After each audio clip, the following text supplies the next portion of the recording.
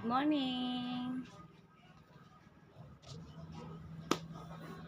Good morning guys! Ito nga pala yung kararating nga lang pala yung order ko sa grocery. Ayan.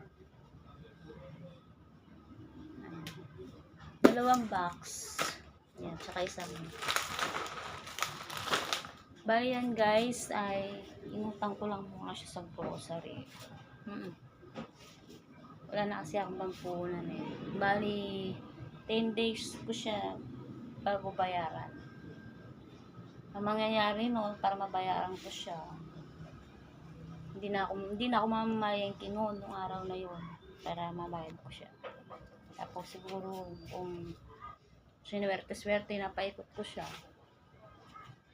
ayan, hindi ako makakautang. Pero kung ano, utang na naman ako nun after makabayad. Ito siya guys, so, papakita ko na. Hindi ko alam ba kung paano nyo makikita to. Ayan. Wait lang. Paano nga ipakita to?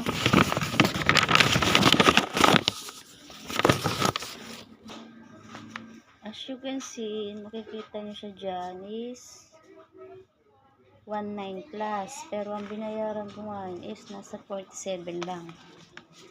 Wait lang. Ayan. Tapos 47 lang yung binayaran ko. Ang nangyari doon, kaya may binayaran ako kasi is may additional, yung 2,000 magiging 2,700. Ay hindi. Yung 2,000 is magiging 2,070. Tapos, ayun nga, sumobra ako sa 2,000, tapos yung 70, andun na rin siya kasama. Tapos ngayon, may 47 lang yung binayaran ko na. Sa susunod yung 2K. Ayan. Sana mapaikot ko. Ang hirap.